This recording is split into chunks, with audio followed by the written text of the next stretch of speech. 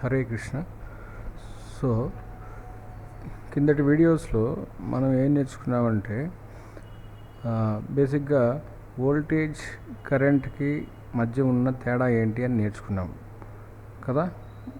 So దాంట్లో first మనం నేర్చుకున్నది ఏంటి, కరెంట్ అంటే ఏంటి అంటే ఫ్లో ఆఫ్ ఎలక్ట్రాన్స్ అనేది అంటాము. ఈ ఎలక్ట్రాన్స్ని కదిలించడానికి కావలసినటువంటి ఫోర్స్ని ఏమంటాము అంటే వోల్టేజ్ అనేసి అంటాము.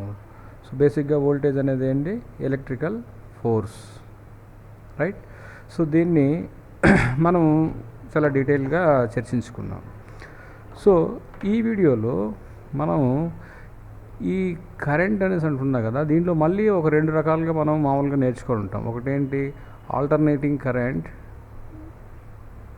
ఇంకొకటి ఏంటి డైరెక్ట్ కరెంట్. సో పిల్లలు చాలా వరకు ఆల్టర్నేటింగ్ కరెంట్, డైరెక్ట్ కరెంట్ అంటే ఈ యొక్క డిఫరెన్స్ని గురించి చెప్పమంటే కష్టపడుతూ ఉంటారు. స్కూల్ లెవెల్లో మీరు ఏం నేర్చుకుంటారు, ఆల్టర్నేటింగ్ కరెంట్ గురించి రాయమండి, ఎలా ఉంటుందని చూపించమని అడిగితే వాళ్ళు సింపుల్గా ఆల్టర్నేటింగ్ కరెంట్ అంటే ఒక సైనూసోయిడల్ వేవ్ ఫామ్ ఇలా గీసి చూపిస్తారు. ఏసీ అంటే ఇది, సో దీన్ని ఏసీ ఆల్టర్నేటింగ్ కరెంట్ అంటారు. సో డైరెక్ట్ కరెంట్ అంటే ఏంటి అని అడిగినప్పుడు డైరెక్ట్ కరెంట్ కరెంట్ అనేది ఒక స్ట్రైట్ లైన్ ఇలాగుంటుంది అని చూపిస్తారు. సో ఇది ఇప్పుడు 1 ఆంపియర్ అనుకుందాం, ఇది ఒక 1 ఆంపియర్ అనుకుందాం. సో ఇక్కడ వరకు అయితే స్టూడెంట్స్ బాగానే చెప్తారు. దాని తర్వాత నేను కొన్ని వీడియోస్ చూపిస్తాను, పిల్లల్ని ఇలాంటి వేవ్ ఫామ్స్ చూపించి ఇది ఏసీయా డీసీయా అని అడిగితే కన్ఫ్యూజ్ అవుతూ ఉంటారు. For example first wave form వచ్చేసి ఇలాగుంది. సో ఇది ఏసీయా డీసీయా అని అడిగితే పిల్లలు కన్ఫ్యూజ్ అవుతారు. సో అదేలాగా ఇంకో వేవ్ ఫామ్ ఉంది with respect to time. Second wave form వచ్చేసి ఏమిటంటే ఇప్పుడు ఇలాగుంది, ఇదొక వేవ్ ఫామ్ ఉంది. లేదా మూడోది వచ్చేసి ఒక వేవ్ ఫామ్ వచ్చేసి ఇలా ఉంది. ఇప్పుడు సింపుల్ క్వశ్చన్ ఏంటంటే ఈ 3 వేవ్ ఫామ్లో ఏది ఏసీ ఏది డీసీ అంటే స్టూడెంట్స్ చెప్పలేకపోతుంటారు. ఎందుకంటే వాళ్ళు ఇది అలవాటు పడిపోయి ఉంటారు. ఏసీ అంటే ఆల్టర్నేటింగ్ ఇలా సైనూసోయిడల్గా ఉంటుంది, డీసీ అంటే స్ట్రైట్ లైన్గా ఉంటుంది. మరి ఇలాంటి వేవ్ ఫామ్స్ ఇచ్చినప్పుడు దీన్ని ఎలా కనుక్కోవాలి అంటే దీనికి మనకి కాన్సెప్ట్ గురించి అర్థం అవ్వాలి. అసలు ఆల్టర్నేటింగ్ అంటే ఏంటి అనే కాన్సెప్ట్ కానీ మనం అర్థమైతే ఈ వేవ్ ఫామ్లు మనం ఈజీగా కనిపెట్టేయచ్చు ఇది ఏసీయా కాదా అనేది. సో ఈ ఆల్టర్నేటింగ్ అంటే ఏంటి అనే దాన్ని తెలుసుకోవడానికి కోసం మళ్ళీ మనం ఏం చేస్తామంటే ఒకసారి ఈ జనరేటర్ కాన్సెప్ట్లోకి వెళ్దాం. సో జనరేటర్ కాన్సెప్ట్లో బేసిక్గా మనం ఏం నేర్చుకున్నాము, 2 మ్యాగ్నెట్స్ మధ్యలో ఒక కాయిల్ని ఉంచేసి ఈ కాయిల్ని కనుక మనము అలా తిప్పినట్లయితే ఇక్కడేమో పొటెన్షియల్ డిఫరెన్స్ అనేది ఏర్పడుతుంది అనుకున్నాం కదా. ఓకే, సో ఇప్పుడు దాన్ని మనం ఇప్పుడు ఈ కాయిల్ ఏదైతే కండక్టర్ నార్త్ పోల్కి సెంటర్లో ఉందో దాన్ని ఏ కండక్టర్ అనుకుందాం, ఈ కండక్టర్ సౌత్ పోల్కి దగ్గరగా ఉన్నదాన్ని బి కండక్టర్ అనుకుందాం. సో ఇప్పుడు మనం అజ్యూమ్షన్ ఏం చేసుకుందామంటే ఏ కండక్టర్ అయితే నార్త్ పోల్కి దగ్గరగా ఉంటుందో అది హయ్యర్ పొటెన్షియల్ ఉంటుంది అని అనుకుందాం. అంటే ఇప్పుడు కండక్టర్ ఏ అనేది నార్త్ పోల్కి దగ్గరగా ఉంది కదా, అంటే ఏమంటే ఈ కండక్టర్ని ఎప్పుడైతే మనం ఇలా తిప్పినప్పుడు ఏమవుతుంది, ఇనిషియల్గా కండక్టరు ఈ యాక్సిస్ దగ్గర ఉందనుకుంది, మనం ఎప్పుడైతే ఇలా తిప్పుతామో ఏ కండక్టర్ అనేది ఇక్కడ నార్త్ పోల్కి సెంటర్లో వచ్చింది.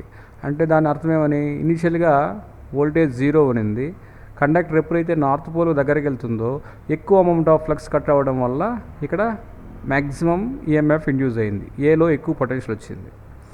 మళ్ళీ ఎప్పుడైతే ఇంకా మళ్ళీ ఫర్దర్ మనం ఇలా తిప్పుతామో కండక్టర్ మళ్ళీ నార్త్ పోల్ నుంచి దూరంగా వచ్చేస్తుంది కదా, మళ్ళీ ఇక్కడికి వచ్చేస్తుంది కదా, అప్పుడేమవుతుంది ఈఎంఎఫ్ అనేది తగ్గిపోతుంది. ఎందుకంటే ఇక్కడ ఫ్లక్స్ లేవు కదా, ఇక్కడ మాత్రమే ఉన్నాయి. ఇక్కడ నుంచి ఇక్కడ వరకు ఒక సర్కిల్ ఉంది అనుకోండి, ఇలా ఒక సర్కిల్లో మనం తిప్పుతున్నాం అనుకోండి, ఇనిషియల్గా ఇక్కడ ఉంది ఫ్లక్స్ ఏం లేవు, నార్త్ పోల్ ఇక్కడ ఉంది, అంటే ఇక్కడ నుంచి ఇక్కడికి వచ్చినప్పుడు మ్యాక్సిమం వచ్చింది, మళ్ళీ ఇలా వచ్చినప్పుడు 0 వచ్చేసింది ఎందుకంటే ఇక్కడ ఫ్లక్స్ లేదు కాబట్టి. సో ఆఫ్టర్ హాఫ్ రివల్యూషన్ తర్వాత ఏమవుతుంది, కండక్టర్ అనేది ఇక్కడ సౌత్ పోల్ ఉంది కాబట్టి సౌత్ పోల్ అండర్లో వస్తుంది. ఎప్పుడైతే ఏ కండక్టర్ సౌత్ పోల్కి వస్తుందో అప్పుడు బి కండక్టర్ అనేది నార్త్ పోల్కి సెంటర్లో ఉంటుంది కదా. సో అంటే మీనింగ్ ఏమని, ఏ కండక్టర్లో వచ్చేసి ఇప్పుడు ఏమో సౌత్ పోల్ అండర్లో ఉంది కాబట్టి ఇది నెగటివ్ పొటెన్షియల్ ఉంటుంది, నెగటివ్ మ్యాక్సిమం. ఇప్పుడు అర్థమవుతుందా ఎందుకు ఇలా జరుగుతుంది అనేది? అంటే ఇప్పుడు మనం ఇనీషియల్గా ఇది ఏ అనుకుంటున్నాం కదా, ఇది బి అనుకున్నాం కదా. ఇనీషియల్గా ఏమో ఇక్కడ హైయర్ పొటెన్షియల్ ఉండింది, ఇక్కడ లోయర్ పొటెన్షియల్ ఉండింది. ఎప్పుడు ఏ కండక్టరు నార్త్ పోల్లో ఉండేటప్పుడు. అప్పుడు మనం ఈ రెండింటి మధ్య ఒక లోడ్ కానీ కనెక్ట్ చేస్తే కరెంట్ అనేది ఎక్కడి నుంచి ఎక్కడికి ఫ్లో అవుతుంది, ఏ నుంచి బీకి ఫ్లో అవుతుంది, అంటే ఈ డైరెక్షన్లో ఫ్లో అవుతుంది. ఎప్పుడైతే హాఫ్ రివల్యూషన్ అయిపోతుందో అప్పుడు ఏ అనేది ఇక్కడికి వచ్చింది, సౌత్ పోల్ దగ్గరకు వచ్చింది, బి అనేది నార్త్ పోల్ దగ్గరకు వచ్చింది. అంటే అప్పుడు ఏమవుతుంది, బి కండక్టర్ వచ్చేసేమో హయ్యర్ పొటెన్షియల్లో ఉంది, ఏ అనేది లోయర్ పొటెన్షియల్లో ఉంది. ఈ ఈ ఇన్స్టెంట్లో ఏమవుతుందంటే బి నుంచి ఏకి కరెంట్ ఫ్లో అవుతుంది, అంటే ఈ డైరెక్షన్లో ఫ్లో అవుతుంది. అంటే ఈ కరెంట్ అనేది ఆల్టర్నేట్గా డైరెక్షన్ చేంజ్ చేస్తుంది. అంటే ఫస్ట్ హాఫ్ రివల్యూషన్కి ఏమో ఇలా వెళ్తే నెక్స్ట్ హాఫ్ రివల్యూషన్కి ఏమో ఇలా వెళ్తుంది. అంటే 0 నుంచి పాజిటివ్ మ్యాక్సిమం 0, మళ్ళీ నెగిటివ్ మ్యాక్సిమం మళ్ళీ 0, ఇలాగ వెళ్తుంది టైంతో మనం చూసుకున్నట్లయితే. సరే, ఇది ఆల్టర్నేటింగ్ అంటున్నాం. మరి డైరెక్ట్ కరెంట్ అంటే ఏంటి అంటే, డైరెక్ట్ కరెంట్ని అర్థం చేసుకోవాలంటే ఇప్పుడు ఒక బ్యాటరీ తీసుకుందాం. ఈ బ్యాటరీకి 2 టెర్మినల్స్ ఉంటాయి కదా, ఒకటేమో ప్లస్ అంటాం హైయర్ పొటెన్షియల్, ఇంకోటేమో negative lower potential, lower potential అంటాం కదా. ఇప్పుడు ఈ రెండింటి మధ్య కానీ మనం లోడ్ కనెక్ట్ చేసినట్లయితే ఇది లైఫ్ లాంగ్ ఇది హైయర్ పొటెన్షియల్లోనే ఉంటుంది. అంటే ఏంటి, current will start flowing from plus to minus, ఇదే డైరెక్షన్లో ఉంటుంది. కానీ దీన్ని వేరే డైరెక్షన్ మార్చదు ఇక్కడ. కాబట్టి దీన్ని మనం ఇంకో రకంగా ఏమంటామంటే యూని డైరెక్షనల్ కరెంట్ అని కూడా అంటాము. యూని డైరెక్షనల్ కరెంట్ అని కూడా అంటాము. అంటే ఏమని మీనింగ్ అంటే కరెంట్ ఇదర్ 0 నుంచి మ్యాక్సిమం వరకు వెళ్ళొచ్చు, లేదా 0 రావచ్చు. 0 నుంచి ఆన్ పాజిటివ్ సైడే ఉంటుంది, అందుకని నెగిటివ్ సైడ్కి వెళ్ళదు కరెంట్ ఇక్కడ. సో ఈ టైప్ ఆఫ్ కరెంట్ని యూని డైరెక్షనల్ కరెంట్ అంటాం. సో అదే ఇక్కడైతే జనరేటర్లో ఏమైంది, 0 నుంచి మ్యాక్సిమం పాజిటివ్ మ్యాక్సిమం వెళ్ళింది, మళ్ళీ 0 నుంచి నెగిటివ్ మ్యాక్సిమం కూడా వెళ్ళింది. అంటే ఇది ఏసీ అని అంటున్నాం, ఆల్టర్నేటింగ్ కరెంట్ అంటాం. ఇది బేసిక్గా ఏసీకి డీసీకి ఉన్న తేడా. ఇప్పుడు ఈ కాన్సెప్ట్ని పెట్టుకొని మనం వేవ్ ఫామ్స్కి అప్లై చేసినట్లయితే మనం ఈజీగా కనిపెట్టచ్చు ఏది ఏసీ ఏది డీసీ అనేది. ఫస్ట్ వేవ్ ఫామ్ చూసుకున్నాం అనుకోండి, ఇక్కడ కరెంట్ ఎక్కడి నుంచి స్టార్ట్ అయ్యింది, 0 నుంచి స్టార్ట్ అయ్యింది. 0 నుంచి స్టార్ట్ అయ్యి ఒక్క నిమిషం 0 నుంచి స్టార్ట్ అయ్యింది. 0 నుంచి స్టార్ట్ అయ్యి ఎక్కడికి వెళ్ళింది, మ్యాక్సిమం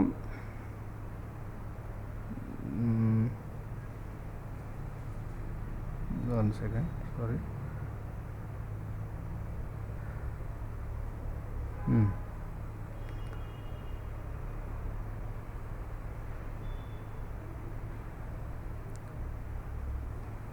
రైట్.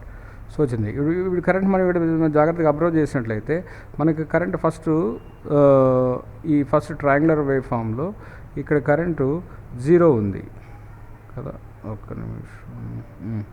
సో ఇది 0 యాంపియర్. 0 నుంచి ఇలా 1 యాంపియర్ వరకు ఇంక్రీజ్ అయ్యింది, మళ్ళీ 1 యాంపియర్ నుంచి 0కి వచ్చింది, మళ్ళీ 1 యాంపియర్ మళ్ళీ 0.